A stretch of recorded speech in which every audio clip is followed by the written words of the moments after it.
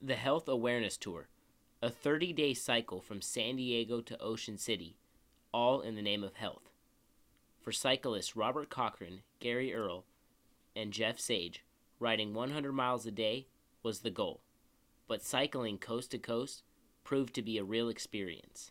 All right, so we just took a hill. It was part of Jacumba, just outside of Jacumba, and probably a good 4.5 mile stretch. It was the most intense downhill I've ever done. There was a point about 2/3 the way through it that I had some wobble in my front tire, and there were some crosswinds going that was a little hairy. Those crosswinds were the scary part. Yeah. What do you think? I didn't notice the strong winds until I saw that sign. And you get the questions of mortality out there, and well, it's, that's the real deal. That's life. We're out here, we're doing it, and you know what? It was fun. I thought it was great. I think our top speed, at least for me, was about 43.5. But the crosswinds were murder. I mean, they grab you and they throw you, and I started to reach back for something. I'm not sure what. Always checking on my camera, and then I realized do not reach back at 40 miles an hour. So I think that You need both hands on the wheel for sure. Safety is a major concern while on the road. Assisting the team as they ride, Chris Major, a recent Penn State grad. Chris provides directions and supplies while driving the support and gear vehicle. The spread between the three of those guys is just getting too long, and I think we need to sit down and have a talk about all that, because it just doesn't feel like a team, and I just don't want anybody to get hurt out there on account of this spread and me not being able to come through with water and have heat exhaustion in the desert. All right, so I'm out here on Highway 98, a by road off of Highway 8. Frankly, a little bit lost, and just lost communication with the guys.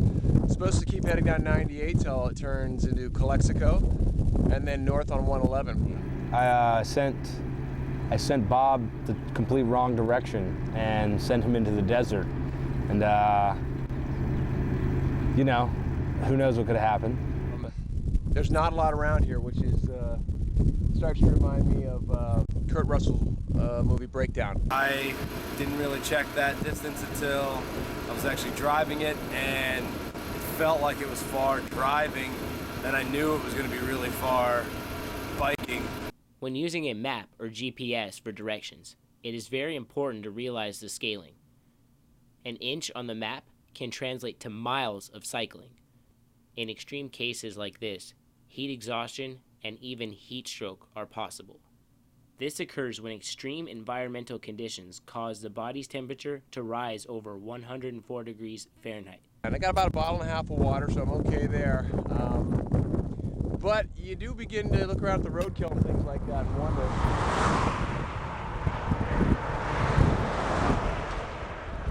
Am I going to end up like them? And I headed back to try to pick up Bob, and then I actually noticed that he was in a desert, and started to get I went from being a little worried to a lot worried. It's a good test. Long road this way, long road that way. That's where I got to go.